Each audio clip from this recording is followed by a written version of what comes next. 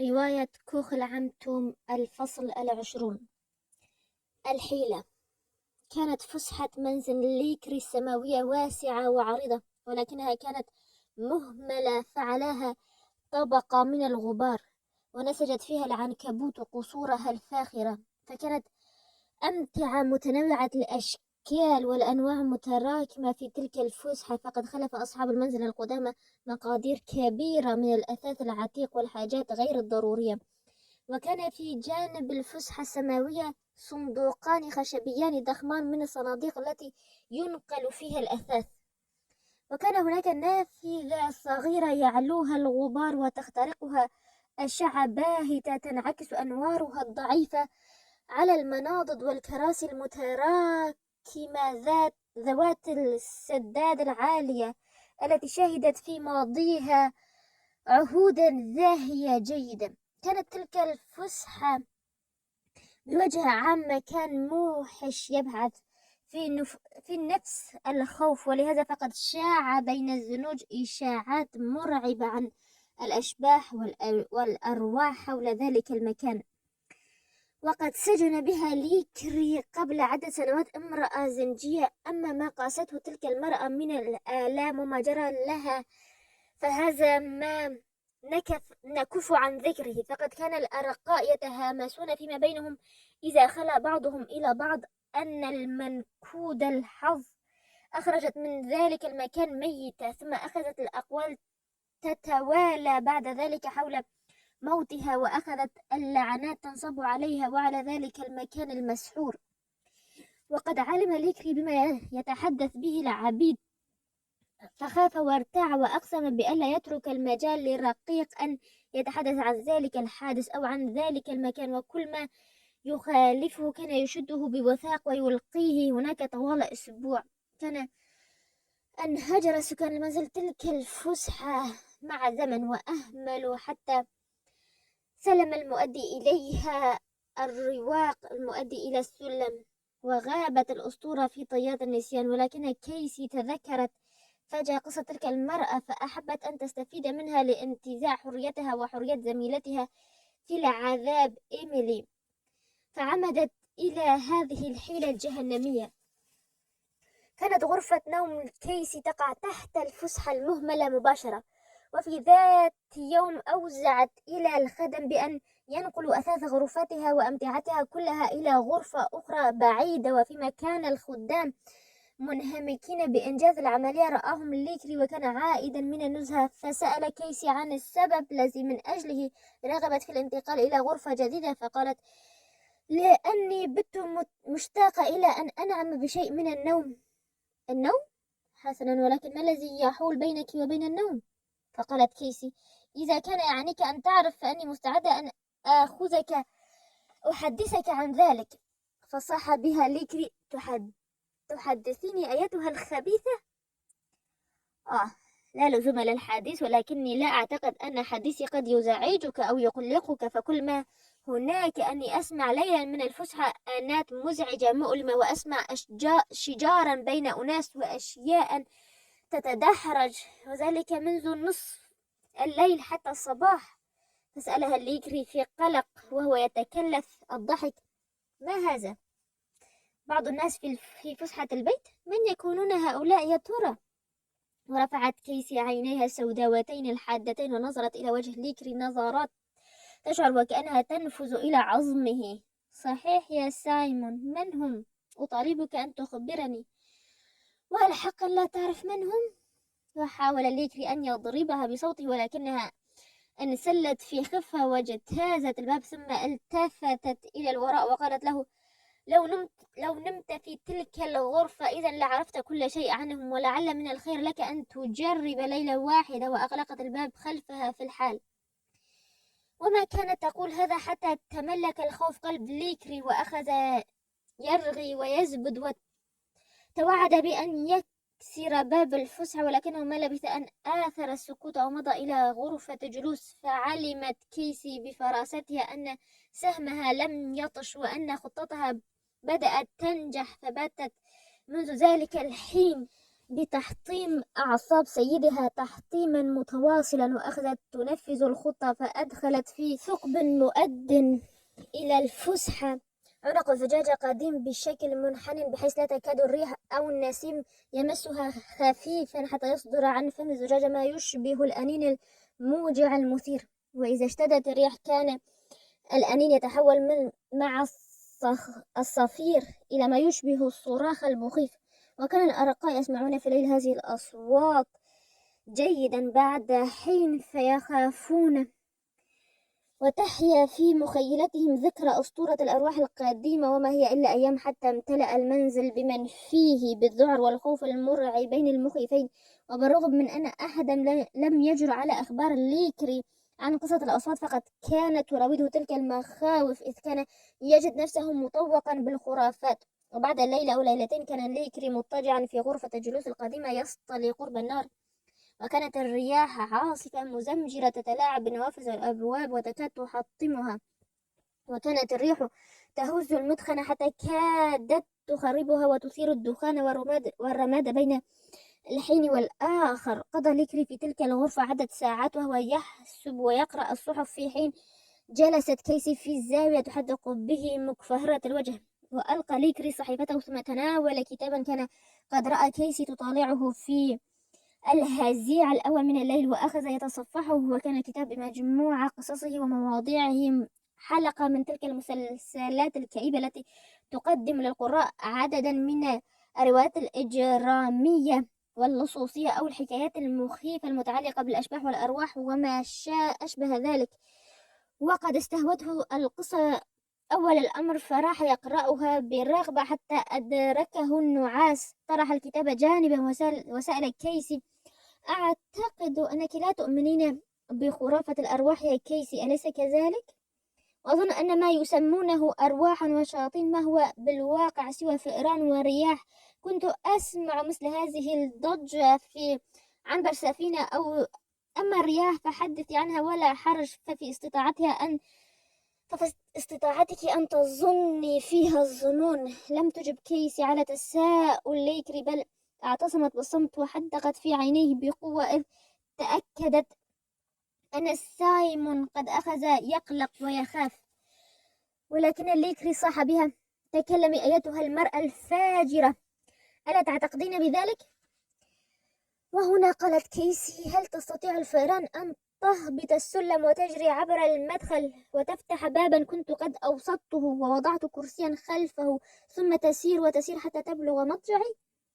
وظلت كيسي تحدق فيه وهي تتحدث وكأنه وقع تحت وطأة كابوس ثقيل، حتى إذا وضعت يدها المثلجة الباردة على يده ارتد إلى الوراء وصح: ماذا تقصدين أيتها المرأة حين يكون مثل ذلك؟ إذن تستطيع أن تنام هناك، إذ كان يهمك كثيرا أن تعرف هل جاءت من الفسحة يا كيسي؟ فتساءلت كيسي: جاءت؟ من تقصد؟ ماذا تريد أن تقول؟ تلك الأشياء التي تتحدثين عنها. فقالت كيسي في تجهم وغضب: إني لم أحدثك عن شيء. وأنشأ ليكري يذرع أرض الغرفة والقلق بادا على محياه، ثم صاح بها: سوف أفحص الفسحة هذه الليلة بالذات، ولسوف أحمل مسدسي معي. فقالت كيسي: افعل ونم في تلك الغرفة، علني أتخلص من تلك المخاوف. وفي تلك اللحظة بالذات دقت ساعة الحائط القديمة 12، ولم يعلم ليكري كيف سمر في مكانه وصعب عليه الكلام، فقد أحس أن قلقا تلبسه من رأسه حتى أخمص قدميه. في حين كانت كيسي تنظر إليه وتعد دقات الساعة 12. حسنا، الآن سوف نرى. قالت ذلك واستدارت وفتحت باب المؤدي إلى الفسحة ووقفت وكأنها تستمع. اسمع، ما هذا؟ ورفعت إصبعها. قال ليكري: إنها الريح لا غير، ألا تسمعينها كيف تهب هبوبا لعينا؟ فوضعت كيس يدها في يد ليكري وقادته إلى أدنى السلم، وهمست في أذنه قائلة: سايمون، تعال إلى هنا، تعرف ما هذا الصوت؟ اسمع. وانطلقت من جهة السلم صيحة مرعبة، وكانت الصيحة آتية من جهة الفسحة، فخاف سايمون وكاد يقع على الأرض من الذعر. فقالت كيسي في سخرية وجمدت دم ليكري: أليس من الأفضل أن تأتي بمسدسك؟ إني أريد منك أن تصعد إلى الفسحة الآن. لن أذهب. لا، لا، لن أذهب. ولم لا؟ ليس ثمة شيء اسمه عفاريت كما تقول. وارتقت سلم برشاقة ونادت: تعال هنا يا ليكري. فقال ليكري: يخيل إلي أنك أنت الشيطانة. ارجعي أيتها الساحرة، ارجعي، ولا يحسن بك أن تذهبي إلى الفسحة. ولكن كيسي أطلقت ضحكة قوية ومضت في سبيلها، وسمعها ليكري تفتح الأبواب المؤدية إلى الفسحة، فخاف وهبت آنذاك من تلك الأبواب مفتوحة ريح عاتية أطفأت الشمعة التي كان يحملها في يده. كما انطلقت في الوقت ذاته تلك الصيحات المخيفة، فجمد الدم في عروقهم. وهكذا ظلت كيثي تلهو وتعبث بعقل ليكري ساعة بعد ساعة ويوما بعد يوم، حتى انتهى إلى أنه بات يخاف من الفسحة وكأنها مكان مسحور. وفي تلك الأثناء كانت كيسي تخزن في تلك الفسحة أثناء الليالي السوداء، والناس نيام مؤونة تكفي لإقامة عودها وعود رفيقتها فترة من الزمن. كما نقلت إليها أكبر قسم من ثيابها وثياب إيميلي، حتى إذا أتمت جمع الترتيبات الضرورية أخذتا تترقبان الفرصة المناسبة لتنفذ خطتهما بحذافيرهم. اجتهدت كيسي في ملاطفة ليكري وأظهر علامات الود له حتى آنس بها ووثق بها. وفي ذلك يوم قبيل غروب الشمس كان ليكري متغيبا في نزهة إلى مزرعة مجاورة. أخذت كيسي في هذه الآونة تعود مع إيميلي صورتين صغيرتين، وقالت كيسي تخاطب إيميلي بقوة: والآن البسي قبعتك ولننطلق، فهذا هو الوقت المناسب. قالت إيميلي: ولكن في استطاعتهم أن يرونا إذا خرجنا الآن. كل ما أرجوه أن يرونا. ألا تعلمين أنهم سوف يتعاقبوننا؟ إن الخطة تقضي علينا أن نمشي الآن ولسوف نخرج من الباب الخلفي، ولا شك أن سامبو وكيمبو سيرانا فيلحقان بنا، وعندما نبلغ المستنقعات يكونون هم في أتم الاستعداد لملاحقتنا، فيصطحبون معهم كلابهم وييممون شطر المستنقعات كما يفعلون دائما. وعندما نعود قافلتين إلى المنزل مخوضتين في مياه النهر المؤدي إلى المنزل حتى نصل إلى الباب الخلفي، ولا شك مطلقا في أن أهل البيت سيخرجون جميعهم في طلبنا، فنكون آنئذ مختبئتين في الفسحة المسحورة على رأيهم، حيث أعددت فراشا وثيرا فوق صندوق كبير. وهكذا هربت العبدتان الرقيقتان، فرآهما ليكري عندما كان عائدا من نزهته فلحق بهما، ولكنه لم يتمكن من إدراكهما. وعندما وصلتا إلى المستنقعات خاضتا في المستنقع الكبير رغم عمقه المخيف، ورأى ليكري أن الضرورة تقتضي بأن يستعين بسامبو وكيمبو وسائر الأرقاء، وكانوا قد عادوا من عمل النهار. فأغواهم ليكري بالقبض على الجاريتين، ووعدا أن يعطي من يلقي القبض عليهما 50 دولارا. وانطلق جيش الأرقاء وهم يحملون المشاعل ومعهم الكلاب المخيفة باتجاه المستنقعات. وهكذا نجحت خطة كيثي، إذ كان البيت خاليا عند عودتهما إليه، وقد أخذت الجاريتان تضحكان على الأرقاء وهم في طريقهم إلى المستنقع، والمشاعل في أيديهم، والكلاب تتخبط في أوحال المستنقعات نابحة هائجة. ودب الخوف في قلب إيميلي، فقالت: يجب أن تختبئي يا كيسي، عجلي. فأجابتها كيسي في هدوء: لا داعي للعجلة، لقد خرجوا جميعا لناصنا، وهذا ما يتحرك يترك لنا المجال لنلهو هذا المساء. إن في استطاعتنا أن نرتقي السلم. قالت ذلك وانتزعت مفتاحا من جيب سترة كان ليكري قد نزعها عنه تحت فعل السرعة، ثم أردفت: وفي الوقت نفسه سوف آخذ شيئا نستعين به على العيش. وفتحت كيسي الخزانة وانتزعت منها رزمة من الأوراق المالية وعدتها بسرعة. فقالت إيميلي: لا يصح أن نفعل شيئا من هذا. فضحكت كيسي: وما الذي يمنعنا أن نفعل؟ وما أفضل أن نجوع ونعرف المستنقعات أم نستعين بهذه الأموال في اجتيازنا هذه الولاية للهجرة إلى إحدى الولايات التي لا تسمح بالرق؟ إن المال وحده يمكننا أن نصل إلى غاياتنا أيتها الأخت. وفيما كانت تتكلم دست المال في صدرها. عندئذ همست إيميلي وقالت: ولكن هذه سرقة. فقالت كيسي بالسخرية: ماذا تقولين؟ سرقة؟ لندع أولئك الذين سرقوا أجسادنا وأرواحنا أن يتحدثوا بهذه اللغة. أعلم يا إيميلي أن كل ورقة نقدية من هذه الأوراق هي مسروقة من مخلوقات فقيرة محرومة مجهدة تنضح بالعرق، وفي سبيل جمع هذه الأموال يموت الألوف من الأرقاء من الضنك والغم. دعي ليكري يتحدث عن السرقة، وتعالي الآن علينا أن نصعد إلى الفسحة، وعندي هناك الذخيرة من الشموع والكتب نقضي بها وقتنا. أعلم أنهم لن يصعدوا إلى الفسحة للبحث عنا. الفصل 21: الشهيد. سارت ثائرة ليكري على إثر فرار كيسي وإيميلي بشكل لم يسبق له مثيل، فأخذ يصرف غضبه وينزل ضربته بقوة بتوم المسكين المستضعف، ذلك لأن توم عندما علم بنبأ فرار جاريتين تهللت أساريره ورقصت عيناه ببريق الفرح، ثم رفع يديه إلى السماء مما أثار حفيظة ليكري عليه، مما دعا ليكري لصب النقمة على توم، ذلك أن توم هذا لم يشترك مع الأرقاء في حملة التعقب التي تمت للقبض على الهاربتين. وقد خطر ببال ليكري أن يكون توم هو مدبر خطط الهرب، وقرر أن يذيقه العذاب ليكرهه على البوح بالأمر، ولكنه عدل عن عزمه وفضل أن يتركه وشأنه لعلمه بصلابة رأيه وإصراره على التزام السكوت. وفي صباح اليوم التالي انصرف ليكري في إعداد حملة جديدة قوامها بعض الرجال العاملين في المزارع المجاورة والكلاب للتعاقب الجاريتين، وكان قد أمر رجاله أن يطوقوا المستنقع ويواصلوا البحث بصورة فنية ونظامية، فإذا ما وفق للقبض على الفتاتين كان ذلك في مصلحة توم، وإلا فإن نقمته ستصب كلها على ذلك العبد المسكين، وسيضطر للمثول بين يديه لتحطيمه أمام الجميع.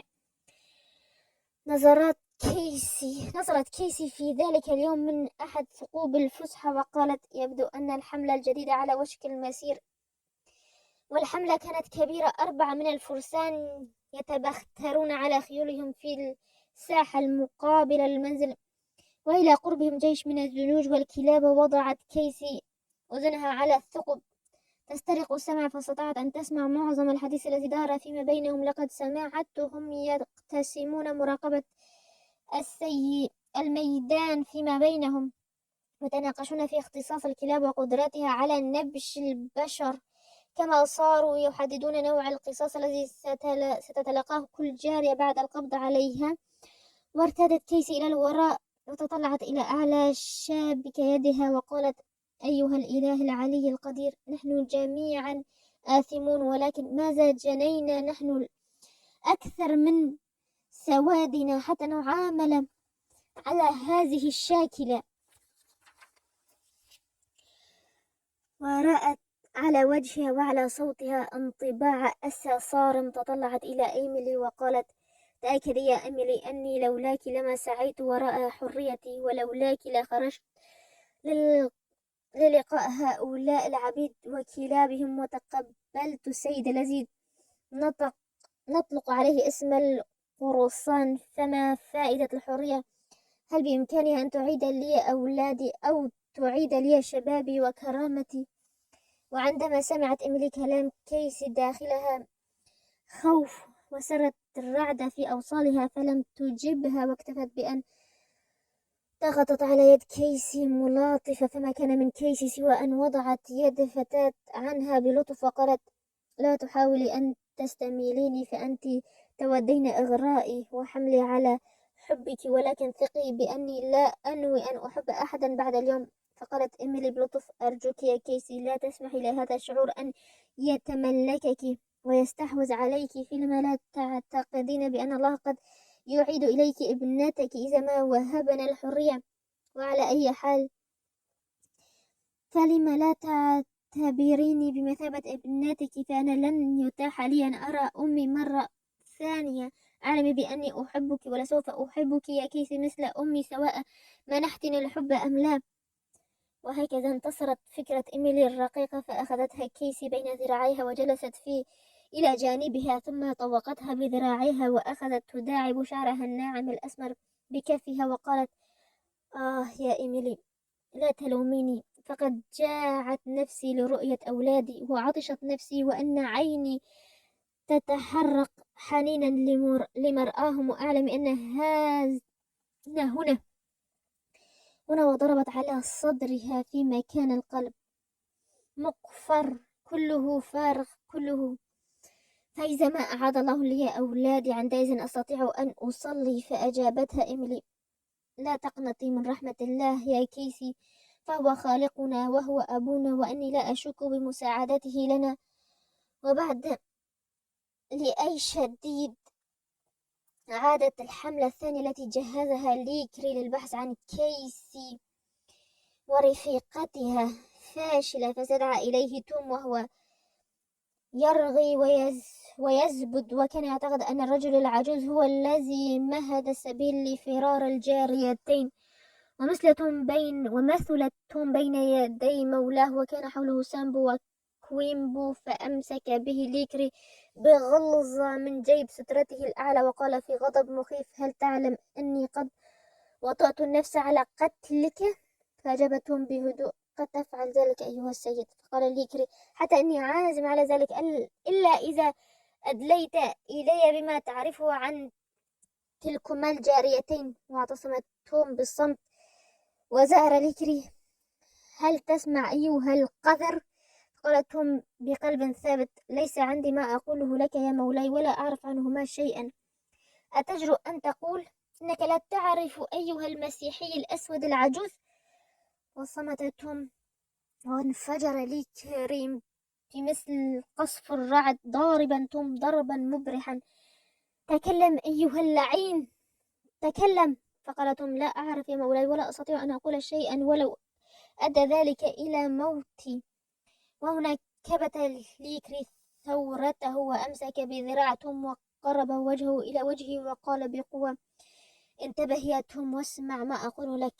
فقد تظنني هذه المرة غير جاد شأني في المرات السابقة، ولكني قررت هذه المرة أن أبطش بك البطش كله. لقد اختبرتك جيدا، فوجدتك عدوي اللدود في هذه المزرعة، فاختر بين أمرين: إما أن تتكلم وتصرح عما ينطوي عليه سكوتك من سر فيما يتعلق بكيسي وإيميلي، أو أن تبقى صامتا فأنزع منك دماءك، وقد عددتها قطرة قطرة، وبوسعي عن أن أنتزعها قطرة قطرة. نظر توم إلى مولاه برفق وأجاب: سيدي، لو أنك مصاب بمرض عضال، أو أنك تحتضر على فراش موت، وكان في مقدوري أن أشفيك وأنقذك، إذا لما تأخرت أن أقدم لك دمي عن رضاء وطيب نفس. وهب أن تنازل عن آخر نقطة من دمي ينقذ جسدك وروحك لما تلكأت عن تقديمها، ولكن أحجمت عن أن أسفحها من أجلك كما سفح يسوع دمه من أجلنا. ولما أحجمت عن أن أسفحها من أجلك كما سفح يسوع دمه من أجلنا. يا مولاي، حذاري أن تقترف هذا الاسم الفظيع، فعملك هذا كفيل بأن يسيء إليك وإلى روحك الغالية أكثر مما يسيء إلي ويؤذيني. افعل بما تريد أن تفعله، فأن يلبث بلائي أن ينقضي، أما إذا لم تتب عن فعلتك وتصلح نفسك فإن بلاءك سيلازمك إلى الأبد. كانت كلمات توم عابقة بالعطف والحنان والمشبعة بالفكرة الدينية، أشبه شيء بنفحة سماوية وقعت على أسماع ليكري، فوقف منذهلا حائرا ونظر إلى توم بصمت، وأخذ يستمع إلى تكتكات الساعة القديمة وهي تعلن أن السلك الإنساني الذي لامس ذلك القلب المتحجر قد أخذ يبتعد عنه. أن التحدث عن المظالم والفظائع ومشاهد الدم والوحشية يدمي فؤاد الإنسان ويؤذيه، ذلك لأن ما لا تقوى أعصاب الإنسان على اقترافه تعجز أعصاب عن سماعه، وأن ما يتوجب على أخوتنا في الإنسانية أن يقاسوه عليهم أن يتجنبوا أن يفعلوه. إن كل هذه المآسي تدمي القلب وتؤذي النفس، ومع ذلك فإن تلك الفظائع والمظالم تقترف تحت ظل القوانين وتحت سمع السلطة، وما هي إلا لحظة حتى عاودت لك روح الشر وبأعنف من ذي قبل، فانقض على ضحيته وطرحتهم على الأرض وراح يشبعه ضربا وتعذيبا. لقد انتهى أو كاد يا مولاي، قال السامب ذلك وقد أخذته الشفقة على توم بعد أن رأى تجلده العجيب وصبره على ضربات الصوت التي تلهب جسده التعب، فصاح ليكري: اضربه حتى الموت، أريد أن أنتزع آخر نقطة من دمه أو أن يعترف بكل ما يعرفه عن الفتاتين. وفتح توم عينيه ونظر إلى سيده ثم قال: أيها المخلوق البائس، لم يبقى ما تستطيع أن تفعله بي أكثر من ذلك، إني أغفر لك من صميم قلبي. واستغرق في اللاوعي الكامل. تقدم ليكري قليلا ليرى ما حل به عن كثب وقال: يخيل إلي أنه انتهى أجل، لقد انتهى. ولكن توم لم يلفظ أنفاسه الأخيرة بعد، فكان دائما يصلي ليسامح الله معذبيه، وكأن صلواته وكلماته الأخيرة لمست بعصاها السحرية قلبي سامبو وكيمبو اللذين كتفا بتعذيبه حتى الموت كلفا بتعذيبه حتى الموت. فلم يكد ليكري يغادر الغرفة حتى هرع العبدان لمساعدة توم وإنقاذه من الموت دون أن يعرفا ما الذي دفعهما ليعمل هذا المعروف معه. وقال سامبو: لا شك في أننا كنا آلات شريرة مخيفة، وأني لأرجو الله أن يحاسب سيدنا على ذلك لا نحن. وغسل العبدان جراح توم وأعد له فراشا من بذور القطن مدداه عليه ثم انطلق أحدهما وطلب من مولاه كأسا من البراندي بحجة أنه تعب، حتى إذا ناوله مولاه إياه قفل راجعا إلى توم وأفرغ البراندي في فمه. قال كويمبو: يا توم، لقد كنا قاسيين معك. قال توم بصوت خاف: إني أغفر لكما من شغاف قلبي. وتساءل سامبو: يا توم، أخبرنا، من هو يسوع؟ على أي حال يسوع الذي كان واقفا إلى جانبك طوال هذه المدة، من هو؟ وأثار هذا السؤال الحياة في تلك الروح الضعيفة، فأطلق توم بعض جمل تنضح بالقوة والمجد عن الحياة ذلك المخلص وخلوده وقدرته على إنقاذ روح المؤمنين به. وبكى سامبو وكويمبو، بكى رجلان المتوحشان. قال سامبو: لماذا لم أسمع بهذا الرجل قبل؟ ولكنني أؤمن به، إنني لا أستطيع إلا أن أؤمن. أسبغ علينا رحمتك يا يسوع. فقال توم: أيها المخلوقان البائسان، إني أصلي من أجلكما، لقد استجيب دعائي. الفصل 22. السيد الصغير. بعد يومين من ذلك الحادث الشنيع، وقفت عربة صغيرة أمام منزل ليكري، ونزل منها شاب في مقتبل العمر، ثم ألقى زمام العربة على غوارب الخيل، ثم أخذ يسأل عن صاحب المنزل سؤالا ملهوف متعطش لرؤيته. وكان ذلك الشاب هو جورج شيلبي، ولكي يعلم القراء ما الذي جاء به إلى هناك نذكرهم بما جرى في السابق. أن الأنسة أوفيليا كتبت للسيدة شيلبي تشرح لها ما وصلت إليه أحوال توم، وتطلب منها أن تفتديه، ولكن تلك الرسالة لأمر مشؤومة لم تصل في حينها لسيدة شيلبي، وظلت محتجزة في مركز البريد زهاء الشهرين. ولما وصلت آخر الأمر إلى سيدة شيلبي، كان أثناء ذلك قد وقع توم في قبضة ليكري المجرمة والسيق على متن باخرة عبر النهر الأحمر إلى مسكنه الجديد.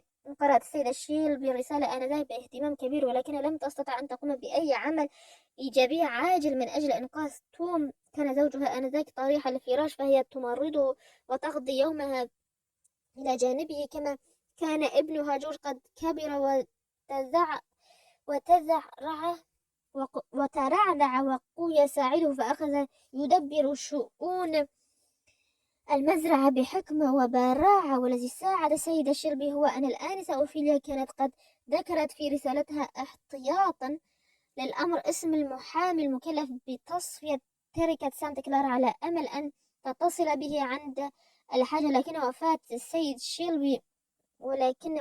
السيد شيلبي زوجها بعد بضعة أيام كان قد أبعدها عن كل نشاط يؤدي لخدمة توم. واتصلت السيدة شيلبي آخر الأمر بالمحامي الذي سمته لها الآنسة أوفيليا واستوضحت الأمر، فكتب لها يقول إنه لا يعرف من الأمر شيئا، وأن الرجل قد بيع في مزايدة علنية، وما كان جورج وسيدة شيلبي أن يرتاحا لهذه النتيجة. وهكذا عزم الشام بعد نحو 6 أشهر، وكانت أمه قد عهدت إليه في إنجاز بعض الشؤون على أن يشخص في نيو أورليان بحثا عن توم وافتداء من مالكه. وبعد بضعة أشهر من البحث المتواصل غير المجدي، التقى جورج صدفة برجل يعلم أين يقع توم، فما كان من جورج إلا أن امتطى متن النهر الأحمر معنيا نفسه بلقاء صديقه الشيخ الطيب توم الذي رعاه طفلا وأحبه يافعا. ورحب ليكري بضيفه ترحيبا جافا، حتى إذا استقر المقام شاب الشام قال: لنتحدث في الموضوع حالا. إني أعلم أنك اشتريت في نيو أورليانز رقيقا اسمه توم، وقد كان سابقا يعمل في مزرعاتنا، وأني أحب أن أعرف فيما إذا كان بإمكاني أن أشتريه من جديد. فتجهم وجه ليكري وقال في انفعال واضح: نعم، أقر بأني ابتعت ذلك العبد اللعين، وليتني لم أفعل، فقد أثار أرقائي وأغراهم بالهرب، وهكذا فقدت جاريتين تساويان كل منهما $1000 بل أكثر.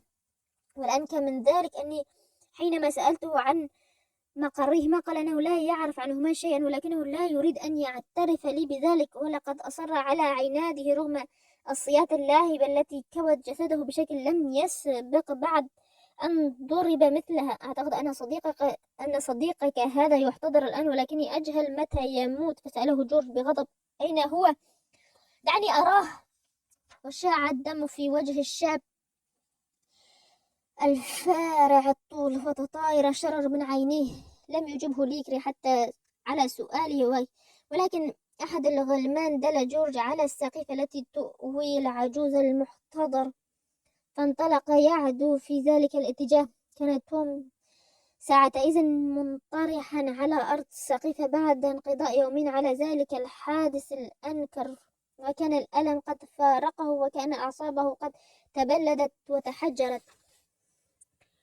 ومما هو معروف أن ذوي البنية المتينة لا يفقدون الروح دفعة واحدة، وقد ساعده على بقاء حيا ما قدمه إخوته معذبون على الأرض من مساعدات بسيطة ككوب ماء بارد أو غسل جراح. ومن الغريب أن كيسي التي كانت تهرب من الموت قد وفدت في السقيفة لزيارة توم في الليلة الماضية، بعد أن علمت بالتضحية الكبرى التي قام بها من أجلها ومن أجل رفيقتها، فخرجت من مخبئها متحدية أنواع المخاطر المحدقة بها، فاستمعت عن كثب إلى الكلمات الأخيرة التي كان فم ذلك الرجل الكبير يتفوه بها، فعرتها هزة عنيفة، وشعرت باليأس يملأ جوانحها، ثم أخذت تبكي وتصلي. وحين دخل جورج على الشهيد المحتضر أحس بألم في رأسه وانقباض في صدره، وركع إلى جانبه وراح يخاطبه: هل هذا ممكن أيها العم توم؟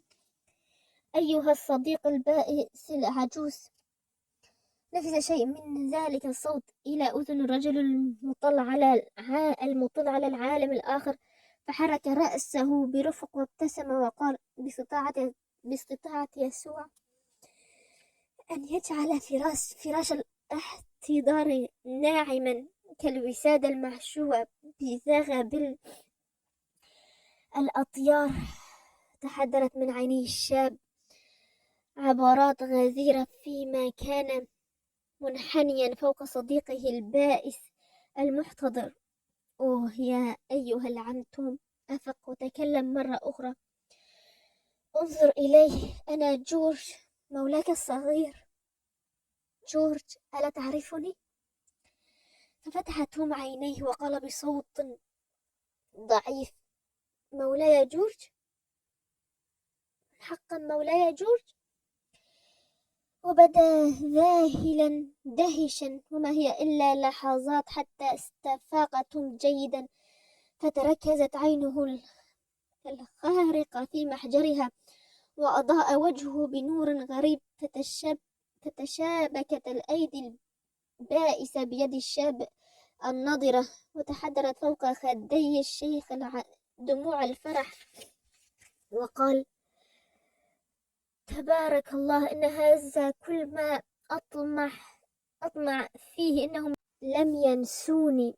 إن هذا يخلع علي روحي إن هذا يخلع على روحي الدفء ويجعل قلبي مطمئنا، والآن سوف أموت مرتاح البال. فصاح جورج في عزم: لا، لن تموت، ينبغي ألا تموت ولا تفكر بالموت مطلقا. لقد جئت لكي أشتريك وأعود بك إلى كوخك القديم.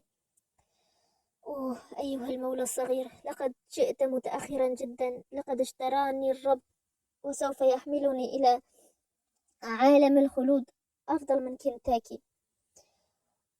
بربك يا توم، لا تمت، فإن موتك يقتلني. إن قلبي ينفطر أسا إذ أفكر بما قاسيت وما تقاسي هنا في هذه السقيفة القديمة. لا تمت يا صديقي بحق السماء. فقال توم: لا تقل أني تعس مسكين، لقد كنت تعسا مسكينا، ولكن ذلك قد ولى وانقضى. أنا الآن في طريقي إلى المجد. يا سيد جورج، لقد فتحت أبواب السماء أمامي، وقد فزت بالنصر. وذهل جورج من تلك القوة التي تحويها كلمات توم، فجلس يحدق فيه، وأمسك توم بيديه وأردف: أرجو يا عزيزي جورج ألا تخبر كلو كيف وجدتني، فقد يدمى فؤادها. هذا موقف أخبرها فقط أنك رأيتني ذاهبا إلى المجد، إلى السماء، وأن الله كان بجانبي، وأنه سهل لي الأسباب وخفف عني وأولادي البؤساء. الطفلة لقد تقطر قلبي المكلوم عليهم. قل لهم أن يتبعوني. أقرأ سلامي يا جورج لمولاي الطيب ومولاتي والدتك، ولكل إنسان في مزرعتك، فأنا أحبهم كلهم، بل أحب كل مخلوق بشري أينما كان. وفي تلك اللحظة تلاشت قوتهم التي بعثها لقاء الشاب الشهم به، فأغمض عينيه وتطاولت أنفاسه، وأخذ صدره العريض يعلو ويهبط، أما وجهه فكان عليه علامات النصر والظفر. من ذا الذي يستطيع أن يبعدنا عن حب المسيح؟ قال ذلك في صوت كالهمس بابتسامة وادعة أغفى توم إغفاء أبدية. ونهض جورج مثقل القلب مهبط الجناح، واستدار على عقبيه، فإذا به وجها لوجه أمام ليكري، وألجمت رجفة الموت عاطفة الشاب الثائرة، فرمق ليكري بعينيه الحادتين السوداوتين، وأكتفى بأن قال مشيرا إلى الميت: لقد انتزعت منه كل ما يمكنك أن تنتزعه، والآن كم يتوجب علي أن أدفع ثمنا للجثة، فإني أرغب في حملها إلى مكان بعيد لمواراتها التراب. فقال ليكري في غلظة: أنا لا أبيع عبيدا أمواتا، في استطاعتك أن تدفنه أينما شئت ومتى شئت. فوجهت جورج خطابه إلى 2 أو 3 من الزنوج كانوا واقفين قرب الجثة: أيها الأخوان، ساعدوني على حمله ونقله إلى عربتي، وأعطوني معولا. وانطلق أحدهم للبحث عن معول، في حين تعاون الآخران مع جورج في نقل الجثمان إلى العربة. ولم يقل جورج أي كلمة لليكري الذي كان يصفر في غير المبالاة، ولم يتطلع إليه حتى إذا انطلقت العربة لحق بهم متجهم الوجه كالح الجبين، ونشر جورج معطفه فوق أرض العربة ولف جسمان به، ثم رجع فحدق بليكري وقال بهدوء متكلف: آسف لأعمالك، لكن ثق وتأكد يا سيد بأن هذا الدم الطاهر لن يذهب هدرا، بل سيثأر له، ولسوف أخبر السلطات بذلك، وسأخبر أول حاكم مسؤول بذلك وأشكوك له. فقال ليكري وهو يقرقع أصابعه بالسخرية: اذهب، وأني مشتاق لأراك تذهب وتشكوني، فمن أين لك بالشهود، شهود الإثبات، وكيف تراك تبرهن على دعوتك؟ تعال الآن واثأر. وأدرك جول حالا صوت التحدي صارخ في كلام ليكري، وفكر في الانتقام، ولكنه تعقل وسكت، لأنه لم يكن هناك رجل أبيض يشهد على ما حدث بينهما، فشهادة العبد لا وزن لها ولا قيمة. تألم جورج في داخله، يتمنى لو أن يستطيع أن يصرخ صوتا يمزق حجب الأرض والسماء. قال ليكري: وعلى أي حال فلا داعي لهذه الضجة كلها من أجل زنجي ميت. وعندما سمع جورج كلام ليكري شعر وكأن شرار النار مست زناد نفسه، فغضب وارتد إلى الوراء وضرب ليكري على وجهه ضربة طرحته على الأرض، فأقام بهذا الدليل على أنه جدير بأن يحمل اسم البطل القديس جورجيوس الذي انتصر على التنين. والواقع أن بعض الرجال يلقون التهذيب عندما يضربون، فلا يكاد امرؤ يمرغ رؤوسهم بتراب حتى يحترموه ويجلوه، وكان ليكري من هذه الطبقة. وهكذا نهض ليكري ونفض الغبار عن ثيابه، وراح يرمق العرب الماضية في سبيلها في كثير من الاحترام، بل أنه لم يفتح فمه إلا بعد أن غابت العرب عن بصره بالكلية، وكانت عينا جورج قد وقعتا على ربوة قائمة وراء حدود المزرعة تظللها بضع أشجار وارقة، فأحب أن يحفر فيها رمس صديقه الراحل، حتى إذا شق الرمس تساءل زنوج: هل ننزع المعطف أيها السيد؟ فأجاب جورج: لا أدفنه معه، إنه كان كل ما أستطيع أن أقدمه له، فعسى أن يتقبله مني. ودفنوه تحت التراب، وأقاموا حوله سدا، ووضعوا قليلا من العشب الأخضر فوقه، وألقى جورج $1 في يد كل من الأرقاء، وقال: والآن تستطيعون أن تذهبوا أيها الإخوان. ولكنهم لزموا أماكنهم لا يتحركون، فقال أحدهم: ليت مولاي الشاب يتعطف فيشترينا. وقال سنكون له مخلصين حتى الموت. وعاد الأول الكلام: إننا هنا نقضي أياما عسيرة أيها السيد، فتكرم يا مولاي واشترنا من مالكنا. قال جورج في حرج: لا أستطيع ذلك، مستحيل. ورانا الأسى على وجوه الأرقاء البائسين، وغادروا المكان صامتين. وانحنى جورج فوق الرمس صديقه المسكين، وقال معاهدا الله على أمر عظيم: أيها الإله الذي لا يموت، اشهد علي بأني سوف أعمل منذ الآن كل ما يمكنني أن أفعله كفرد لمحو عار الاسترقاء عن جبين بلادي.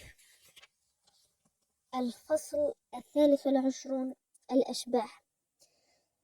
راجت سوق سرد الحوادث المثيرة عن الأشباح والعفاريت في تلك الأيام بين الأرقاء الذين يملكهم ليكري، فقد أخذ العبيد المساكين يروون بهمس فيما بينهم عن سماعهم وقع أقدام حقيقية لا تقبل الكذب تطرق فوق سلم الفسحة، وأن الأرواح أخذت تمشي هناك ليلا، وقد بادر الأرقاء لإقفال الأبواب المؤدية إلى الفسحة، ولكن تلك الأبواب كانت تنفتح بمفتاح طبق الأصل، فيجدها الأرقاء مفتوحة في اليوم التالي، فيشيع الذعر في صفوفهم. وليكري نفسه لم يتجاهل ما تتناقله الألسن عن الفسحة وما يحدث فيها، فاشتد به الخوف ولازمه الفزع إلى الخمر ويعاقرها ليتسلى عن همومه، أو إلى التهديد والشتائم بنفس ينفس بها عن كربه، ولكن بلاؤه الأكبر كان فيما يراه من أحلام مزعجة. في تلك الليلة التي تلت نقل جثمان توم أوصد ليكري باب غرفته ووضع خلفه كرسيا وأقام مصباحا ليلا فوق سريره، وأعاد مسدسه للقتال بعد أن أحكم إغلاق الباب والنوافذ، ومنى نفسه بنوم هادئ مريح. كانت ليلة قمراء كثيرة الغيم والضباب. هناك رأى شيئا أبيض يتسلل إلى الغرفة، سمع خفيف ثوبه الأسطوري الساكن. كان الشبح واقفا إلى جانب فراشه كأن على رأسه الطير، وامتدت يد باردة لمست يده وهمس صوت عميق مرعب: تعال تعال تعال. وفيما كان ليكري يتصبب عرقا من غير أن يدري أين كان ذلك وكيف كان، مضى الشبح لسبيله فوثب من فراشه وهرع إلى الباب وهزه بقوة، فإذا بالباب موصد محكم الأقفال، وإذا به يسقط على الأرض من شدة الخوف. ومنذ ذلك الحين أخذ ليكري يعاقر الخمر دون احتياط ولا اعتدال، وكان يشربها من قبل أحيانا بحكمة وحذر، ولكنه انقلب اليوم إلى مدمن يشربها حين يستيقظ ويشربها حين ينام، ويغلو في شربها غلوا كبيرا.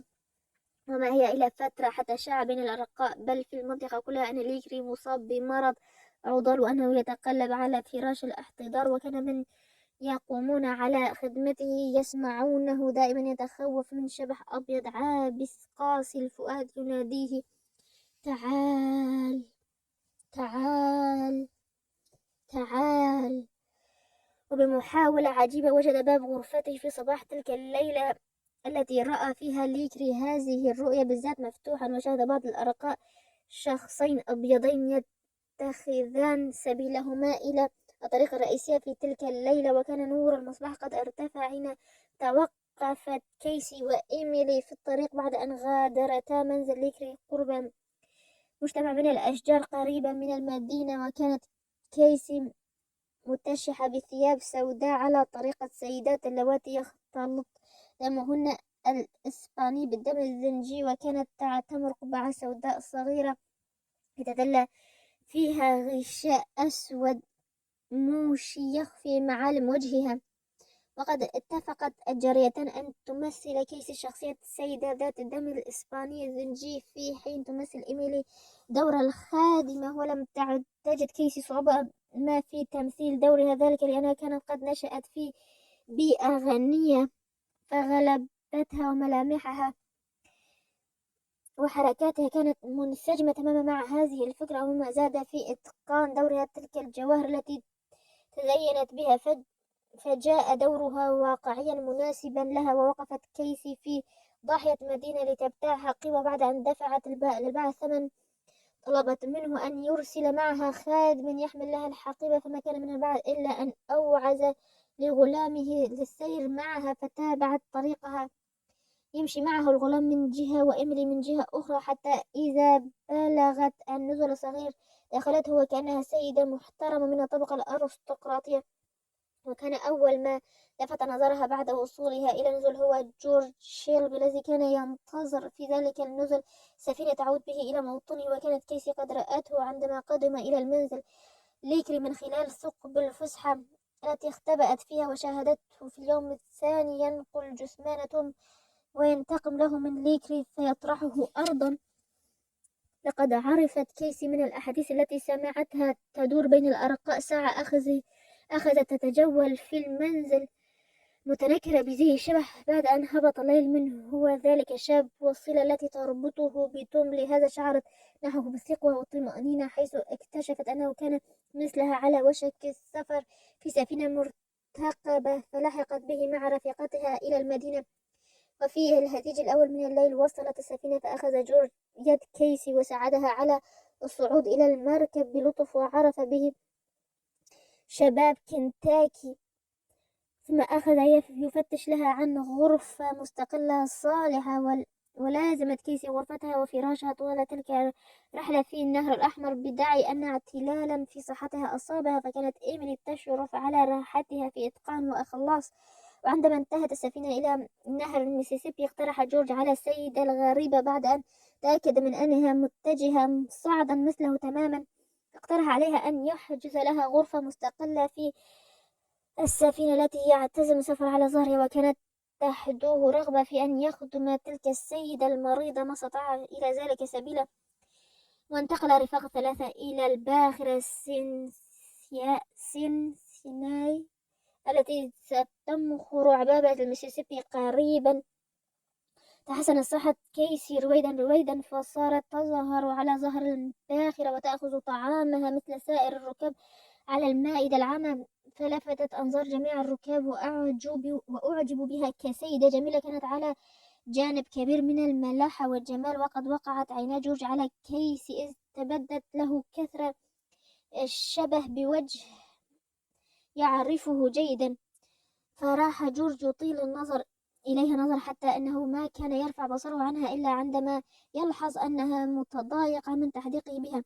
واضطربت كيسي وداخلها الريب في أن الشاب يرتاب بأمرها، إلى أن قررت أخيرا أن تسلم أمرها إلى خلقه الكريم وتقص عليه سيرتها بكاملها. وكان جورج مستعدا استعدادا نفسيا للعطف عليها كمن يعطف على أي إنسان رفيق وفقا للقرار من إقطاع ليكري المشؤومة. ولم يكد يستمع إلى حديث كيسي حتى أكد لها أنه سوف ينفق كل ما يمكنه من جهد لحمايتها مهما كانت النتائج. وكانت تقيم في الغرفة المجاورة لغرفة كيسي سيدة فرنسية تسمى مدام ديتو، بصحبتها ابنتها جميلة وهي طفلة لا تتجاوز عمرها 12 عاما. لما علمت هذه السيدة الفرنسية من خلال أحاديثها مع جورج أنه من سكان ولاية كنتاكي، فقد عينت أن تكون صلتها به وثيقة. وكانت فتاتها الظريفة الأديبة ترافقها دائما فتطرد بوجهها ولطفها كل سأم يلم عادة بالركاب طوال أسبوعين كاملين. وقد اعتاد جورج أن يجلس قرب غرفة تلك السيدة، فكان بميسور كيسي أن تستمع إلى ما يدور بينهما من أحاديث. فكانت السيدة ديتو لا تفتأ تسأله عن الحياة في كنتاكي بالتفصيل، حيث قضت فترة من حياتها هناك حتى كما أدعت. وقد دهش جورج حين أخبرته تلك السيدة بأن بيت ذويها لم يكن بعيدا عن بيت والديه، حتى أنها كانت تذكر أمامه أسماء الأشخاص والأشياء المعروفة في تلك الدار وكأنها تعرفها جيدا. ذات يوم سألته السيدة ديتو: هل تعلم عن رجل كان في جواركم يدعى هاريس؟ فقال جورج: حقا إني أعرف رجلا مسنا بهذا الاسم لا يسكن بعيدا عن بيتنا، ولكن صلتنا به كانت محدودة دائما. قالت السيدة ديتو بلهجة كشفت عن شوقها لمعرفة ما كانت راغبة بمعرفته. أحد كبار المتاجرين برقيق على ما أعتقد، قال جورج بدهشة. أجل أنه كذلك. هل سبق لك أن علمت أنه امتلك يوما غلاما خلاصيا يدعى جورج؟ طبعا جورج هاريس، أنا أعرفه جيدا، لقد تزوج أحدى إماء والدي وفر معها إلى كندا. قالت سيدة ديتو بسرعة: فر إلى كندا؟ شكرا لله. وزاد جورج دهشة ولكنه لم يقل شيئا. وأسندت السيدة ديتو رأسها إلى يدها وأخذت تبكي وقالت: إنه أخي. مدام، ماذا تقولين؟ قالها جورج بنبرة عجب قوية. فكفكفت السيدة ديتو عبراتها وقالت: سيد شيلبي، إن جورج هاريس هو أخي. وأطرق جورج قليلا مفكرا ثم قال: إن ذلك يدهشني ويبعث عجبي. قال السيدة: صدقني يا هذا، فقد باعوني لتاجر رقيق من سكان الغرب حين كان جورج أخي يافعا، وكان الذي ابتاعني رجل طيب القلب كريم النفس، فأخذني معه إلى جزر الهند الغربية حيث حرزني ثم تزوجني. ولما لقي وجه ربه أخيرا رأيت من الأفضل أن أعود إلى كنتاكي. قال جورج: لقد سمعته يتحدث ذات مرة عن أخت له تدعى إيميلي بيعت في الجنوب. أجل حقا، أنا هي بالذات. والآن قل لي ما رأيك فيه وما تعرف عنه. إن أخاك شاب شهم يتحلى بالأخلاق عالية ويتصف بقدر كبير من الذكاء والوفاء لأصدقائه. إني أعرفه جيدا، فقد تزوج أحد إماء والدي كما أخبرتك. فتساءلت سيدة ديتو بلهفة: وماذا تستطيع أن تحدثني عن زوجته؟ قال جورج: إن زوجته جميلة جدا، ذكية الفؤاد، وهي كنز إذا قيست ببقية النساء. يحبها كل من يعرفها ويحترمها، وهي شديدة التقوى والصلاح، وقد كانت تعتبرها أمي بمثابة ابنتها، وهي تقرأ وتكتب وتخيط وتطرز. بالإضافة إلى ذلك فهي جميلة الصوت حسنة الأداء. فسألت السيدة ديتو: هل ولدت في بيتكم؟ كلا يا سيدتي، فقد اتفق أن اشتراها أبي ذات يوم، إذ كان يقوم برحلة في نيو أورليانز، وكانت آنذاك في السابعة من عمرها أو الثامنة، ولم يخبر والدي مقدار ما دفع ثمنها. ولكن فيما كنا نقلب الأوراق القديمة التي تركها أبي منذ أيام، عثرنا على صك البيع، فإذا به يدلنا على أن ثمنها كان ضخما جدا، وأعتقد مرد ذلك لما تتمتع به من جمال بارع يندر وجوده بين الإماء. كانت كيسي جالسة بالقرب من جورج حين دار هذا الحديث، وكانت تصغي لكلامه بشوق ولهفة عارمة، حتى إذا انتهى إلى هذا الموضوع لم تتمالك أن وجهت إليه هذا السؤال: هل تعرف أسماء الذين كانوا يملكونها سابقا؟ قال جورج: أظن أن رجلا اسمه سايمون كان هو الشخص أو المتصرف بتلك الصفقة. ذلك على الأقل هو الاسم المخصوص عليه في صك البيع. وهنا صاحت كيسي: يا إلهي! وسقطت على الأرض من شدة التأثر. سنحاول في الصفحات القليلة الآتية أن نقص على قرائنا الكرام بقية قصتنا بإيجاز كبير. فقد اهتم جورج بأن يخدم كيسي، فبعث إليها بصك البيع الخاص بإليزا، فإذا التاريخ الذي يحمله واسم المشتري والبائع ينطبقان على الحقائق التي تحملها في فكرها عن ابنتها، فتأكدت بما لا يدع الشك أن ليزا هذه هي ابنتها التي انتزعتها منها الأقدار، وهي بعد طفلة، ولم يبقى أمامها الآن سوى أن تتبع خطاها وخطى زوجها في موطنهما الجديد الذي هربا إليه. وقد وحدت الأهداف بين السيدة ديتو وكيسي بعد أن وجدتا أن مصيرهما مرتبط أشد الارتباط بالسفر إلى كندا، فقامتا برحلة استطلاع في المعسكرات التي تضم شمل الآبقين من العبودية. وهناك في مدينة أمهرسبرغ صادفتا مبشرا كان قد حمى جورج وإليزا. عند وصولهما إلى كندا بواسطته، تمكنت السيدتان من معرفة أن جورج وزوجته يقيمان في مدينة مونتريال، فتوجهتا وجهتهما بصحبتهما راعي المعسكر أمهر في أمهرسبرغ الذي رق لابنتها، فوضع نفسه تحت تصرفها في هذه المهمة. أما جورج وزوجته السعيدان فقد قضيا 5 سنين من عمرهما في ظل الحرية الوارف، وقد وجد جورج عملا في مشغل ميكانيكي شهير، وصار يتقاضى أجرا وافرا قضى بحاجة أسرته، وكانت قد ازدادت عنصرا جديدا هو ابنتهما إليزا الصغيرة. وفي مساء يوم جميل، بينما كانت هذه الأسرة الهانئة تستعد لتناول طعام العشاء في منزلهما الصغير النظيف بصحبة بضاحية مونتريال، قرع الباب عليهما، فأسرعت الزوجة لترى من الطرق، حتى إذا عرفت أنه راعي أمهرسبرغ الخلوق رحبت به ترحيبا حارا، ثم استدعت زوجها بسرور وغبطة. وراعي الصالح كان قد رسم خطة حكيمة لتعريف البنت إلى أمها والأخ إلى أخته، فطلب إلى مرافقتيه التزام السكوت والتريث. لكن مدام ديتو أفسدت الخطة، فما كانت تقع عينيها على أخيها جورج حتى هرعت إليه كالمجنونة وقت عنقه بذراعيها، وقالت دون إبطاء: يا أخي جورج، ألا تعرفني؟ أنا أختك إيميلي.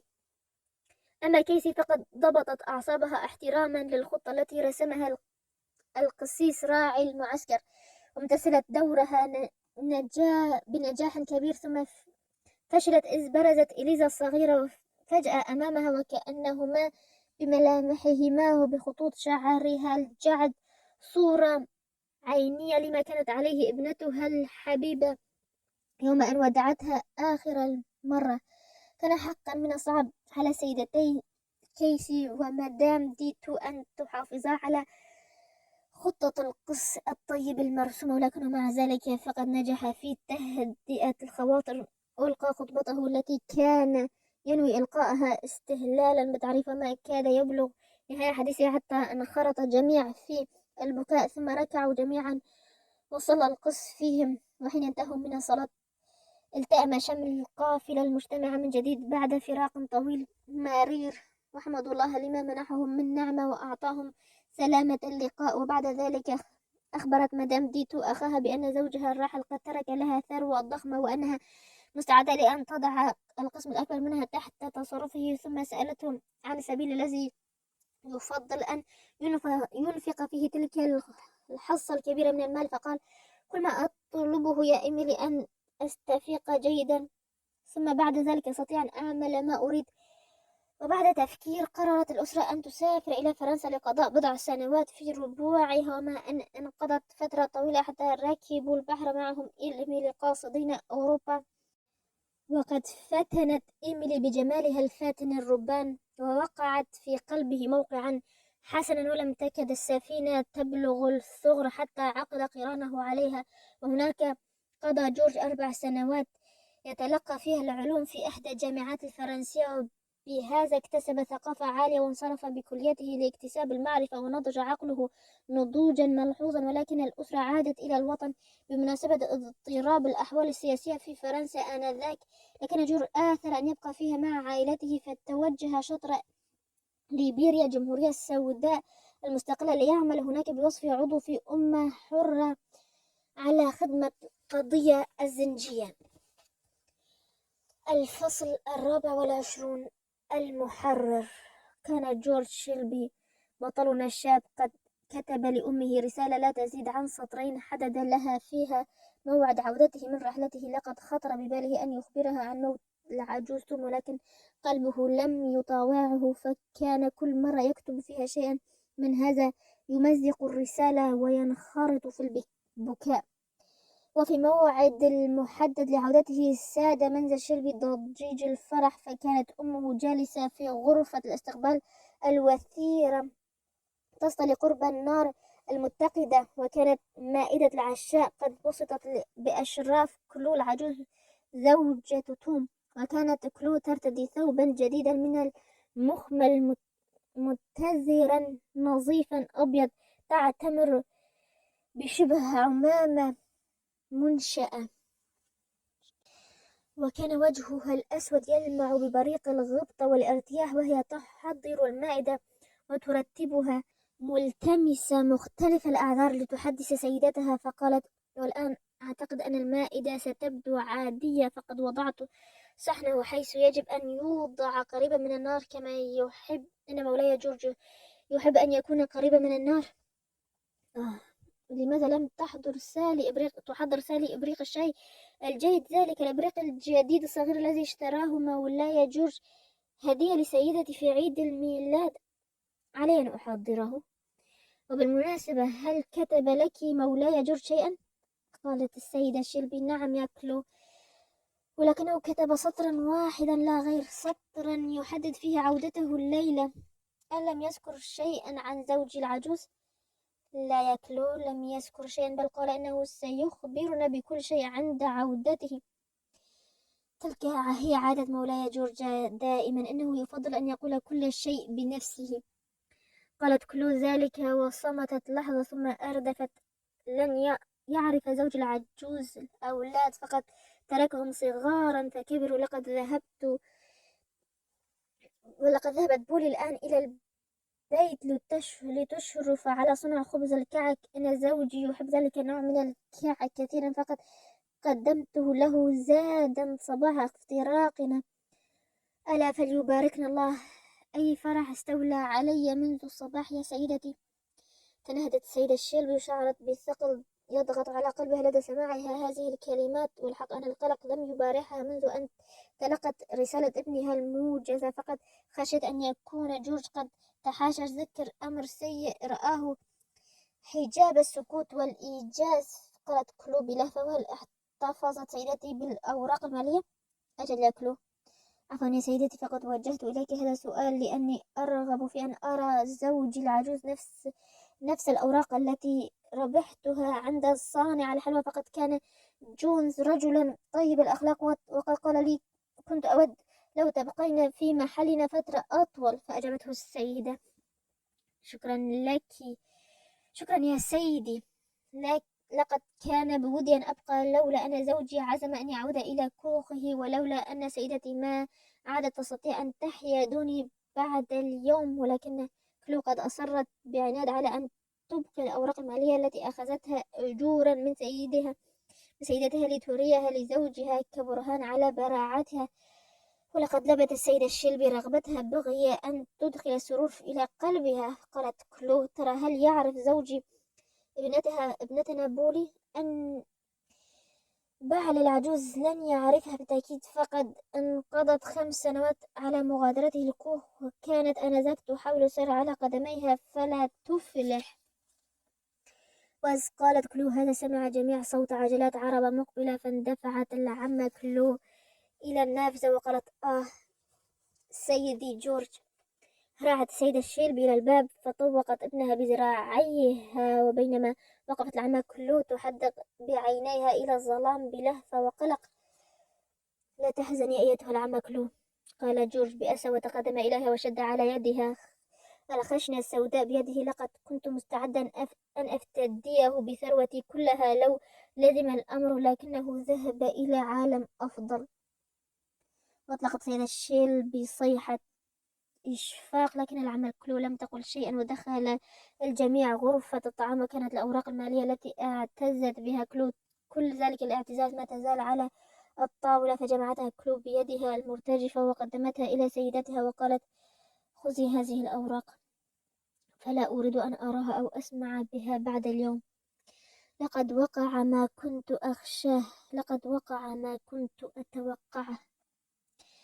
وهكذا فقد بيعتهم إلى مزارع القطن، ثم يقتل ويموت فيها وحيدا. ونهضت كلو واتخذت سبيلها إلى خارج الغرفة، فلحقت بها السيدة شيلبي وأمسكت بإحدى يديها وأجلستها على كرسي، وجلست هي إزاءها. وقالت السيدة شيلبي: أيتها المرأة الصالحة. وأمالت كلو رأسها إلى كتف سيدتها وتنهدت: يا سيدتي، أعذريني، فقد تحطم قلبي، هذا كل ما هنالك. قالت السيدة شيلبي والدمع يتساقط على وجنتيها: لا أجهل مقدار المصيبة على قلبك، وليس في استطاعتي أن أجبر قلبك المكسور، لكن يسوع قادر على ذلك، فهو يساعد ذوي القلوب المكلومة ويضمد جراحهم. وران الصمت لحظة على الغرفة، وبكى 3 جميعا. أخيرا راح جورج يروي على المرأة المفجوعة كيف مات زوجها موت الأبطال الشهداء، وينقل إليها آخر كلماته وتحياته. بعد شهر على هذا الحال جمع جورج شيلبي جميع الأرقاء الذين يحيون في مزرعته في قاعة البيت ليلقي عليهم بضع كلمات أراد أن يسمعهم إياها. ودهش الأرقاء جميعهم حين شاهدوا في يده رزمة من الصكوك التي تحدد أثمان جميع العبيد العاملين في الإقطاع. تعالت تنهداتهم سكبوا الدمع السخي حين طفق جورج يتلو على مسامعهم الوثائق واحدة واحدة، وسلم كل منهم وثيقته الخاصة به. والتف الأرقاء حوله وراحوا يتوسلون إليه كي لا يتخلى عنهم، وإمارات القلق تعلو وجوههم كما حاولوا إعادة الوثائق له. وقال بعضهم: نحن لا نريد أن نفارق هذا البيت الكريم، لا نريد أن نفارق سيدنا وسيدتنا وسائر الرفاق. قال جورج عندما لزم جميع الصمت: أصدقائي الطيبين، لا حاجة تدعوكم لمفارقتي، فأن هذا المنزل وهذه المزرعة يتطلبان اليوم أيادي عاملة كالماضي تماما، ولكنكم أصبحتم الآن أحرارا، ولسوف أنقذكم أجورا مقابل عملكم، أجورا تتفق أتعابكم ونتفق عليها سويا. بهذه الطريقة نتجنب من خطر التشتت والبيع إذا ما رزحت تحت عبء الديون أو قضيت نحبي، وهما أمران قد يحدثان في كل ساعة. أني أريد أن أتابع العمل في مزرعتي وأن أعلمكم كيف تستعملون الحقوق التي أعطيتكم إياها بصفتكم أحرارا، وأرجو أن تظلوا أناسا صالحين وأن تبدوا رغبة في التعلم، وأني أعاهد الله أن أكون مخلصا لكم راغبا في تعليمكم. والآن أيها الأصدقاء لنبتهل إلى الله ولنشكره على نعمة الحرية. وهنا نهض زنجي عجوز قضى سحابة عمره في مزرعة، فرفع يديه المرتعشتين وقال: لنرفع آيات الشكر إلى الله العلي القدير. حتى إذا ركع الجميع ركعت رجلا واحد اندفعوا يرتلون: نمجدك يا الله. فلن ترتفع إلى سماء قط ترنيم أعمق أثرا وأصدق نبرة من تلك التي صدرت عن ذلك القلب الوفي العجوز. ولم يكن الجميع ينهضون حتى خاطبهم جورج قائلا: أنتم جميعا تذكرون صاحبنا لعمتم من غير شك. وهنا قص عليهم حكاية موتهم البطولي ووداعه المؤثر لجميع أصدقائه القدماء، ثم أضاف: وأعلم أيها الأصدقاء أني أعاهد الله بألا أمتلك رقيقا بعد اليوم ما دمت قادرا على اعتاقه، وأقسم بألا أسمح لأي إنسان أن يفصل إنسانا عن أفراد عائلته ليبيعه ويموت كما مات توم. وأقول لكم إني عاهدت الله على هذا أمام رمث توم صديقي الخالد، لأجل ذلك أطالبكم بأن تذكروا صديقنا توم كلما كنتم مسرورين، فأنتم تدينون لنفسه الطيبة بحريتكم. فكروا في حريتكم كما رأيتم كوخ العم توم واتخذوهم مثلا يحتذى، وترسموا خطاه، وكونوا أوفياء مخلصين لبعضكم البعض في جميع الظروف والمناسبات، وكونوا أوفياء للإنسانية بقدر ما كان وفيا لكم ومخلصا لبني البشر، واذكروه دائما منقذا شهيدا. انتهت. هكذا انتهت رواية عن كوخ العم توم. هذه الرواية التي أبدعت كاتبتها في رسم المظالم التي كانت تقع على الأمريكيين السود في يوم من الأيام.